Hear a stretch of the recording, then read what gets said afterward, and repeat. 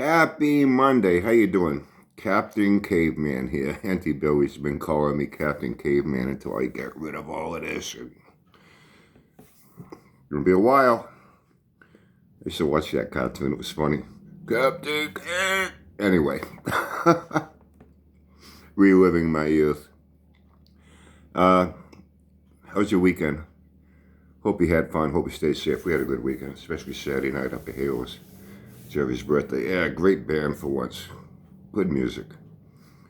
Old school shit, man. No rap and no hip hop and no fucking Taylor Swift songs. I went by my daughter's yesterday afternoon after Auntie Billy left for work. She took her a big fat cassava sandwich, an apple turnover, that big fat chocolate chip cookie, and a malasada. And I ate the rest of it. So I went by, spent the afternoon with my daughter, my son-in-law Ryan, and my grandson Artemis. I love that little guy to death. A few more months, I'll have my second grandson. We were talking, and the subject came up at random. Ryan, that's my son-in-law. Both my son-in-laws are named Ryan. He says, hey, is that Bank of America down your way by the peninsula? Is that still open? I said, well, yes and no. He said, it's still there. Just it's not staffed. It's empty. The doors, the entrance locked to go in is locked. It's deserted. All the furnishings are there, the desks, the offices, and there's no people. And there's an ATM in the main entrance before you get into the bank. In fact, they ended up closing that one. I guess somebody was trying to break in. But the drive-thru is open with the ATM and the drive-thru. Sorry about that. I had to pause this. Did you hear that? There's a woman in the neighborhood that, let's just say she has some issues. And she yells a lot. Kind of talks to herself. And she starts yelling and screaming hysterically. And I heard her say, look, Anyway, where was I? Oh yeah, talking about how Bank of America, they're closed, yet open, only for a drive-through.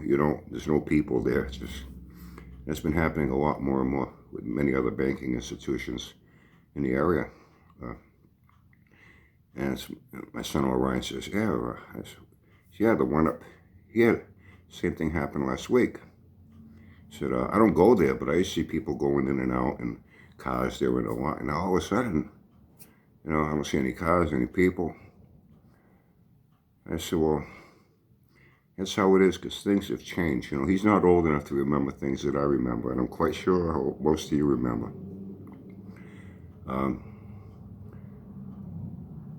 Things have changed with electronic money transfers, direct deposits, even with employment. Most employers, everything's direct deposit. When I got out of the military, and I went to go work for that German steel company, Zap USA. Parent company was in Germany. They had 3 divisions here in the United States. I went to work in engineering there. Everything was, direct deposit. Remember, they hired a guy after I was there. And they went all his information, his routing number, and all that. Guy didn't have a bank account. Guy didn't have a bank account. They told him, well, you got to get one. We don't issue paper checks. So the guy's like, what am I going to do, So they said, well, what we're going to do is give you a month to get an account somewhere. And in the meantime, we'll issue you, paper check, 4 more checks after that. No more. So what happens if I don't have it by then? He says, well, we're not going to keep your money, but it'll be held in escrow. And when you do get an account with a routing number and all that, then all that money will go in one lump sum. We're not going to keep your money.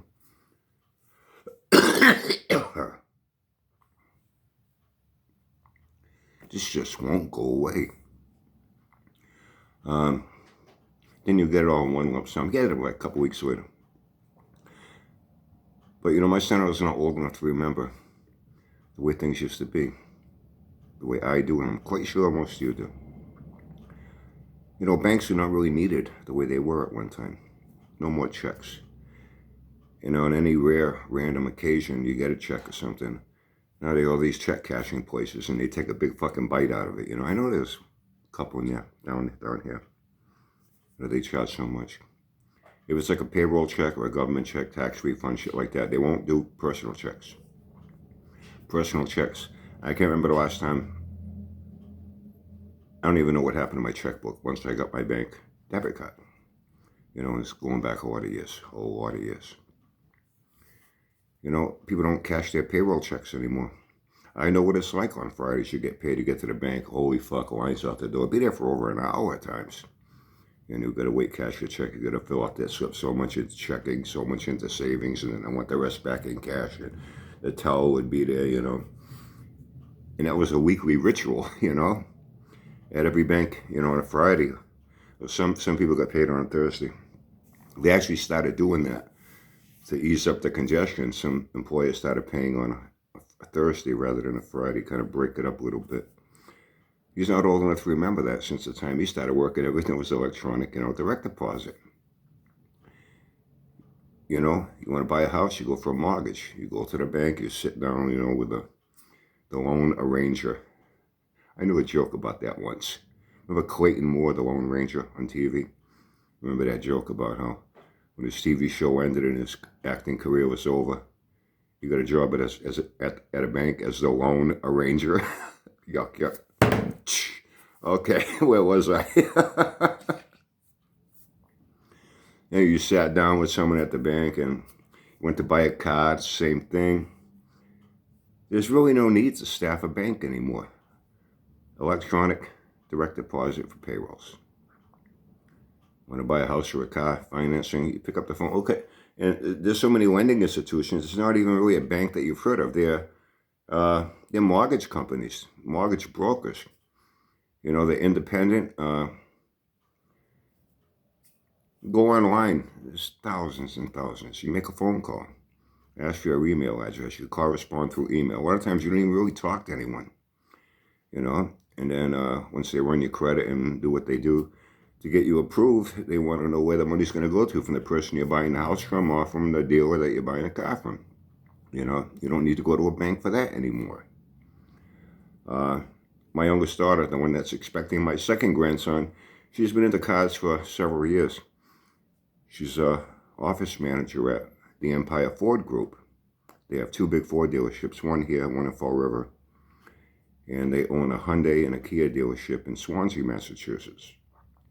And they have their annex lot, where it's only the high-end, low mileage, real good, nice cars. Anything that's older than that, even if they're newer, but they got a high mileage, you know, they'll take it on trade, but they're not going to put a car with 100,000 miles out on their lot. All these cars go straight off the auction. Only the ones that have like under 60,000 miles and they're no more than 5 years old and they're in good condition. These are the ones who put on the annex lot. And they warranty all their used cars for 90 days.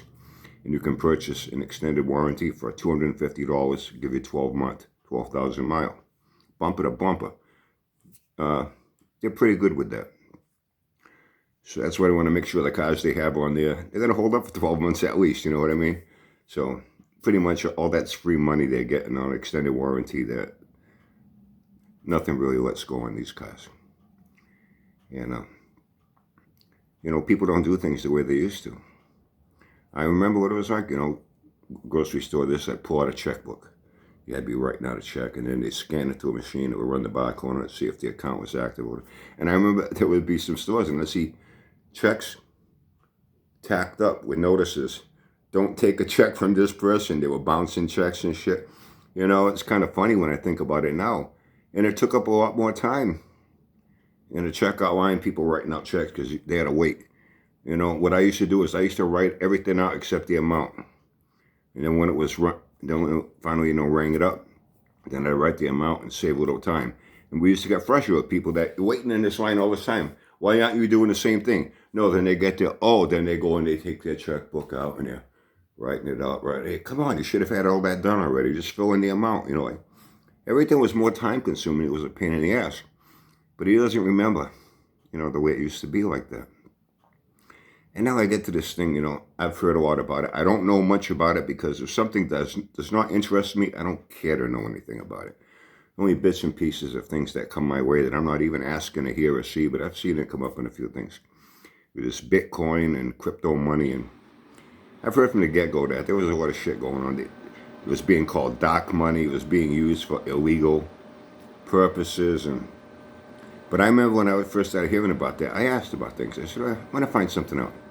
For a whole week, everywhere I went, to a store to get something, I said, excuse me, can I pay with Bitcoin? They looked at me like I was growing fucking antennas and I was from an alien planet. Huh?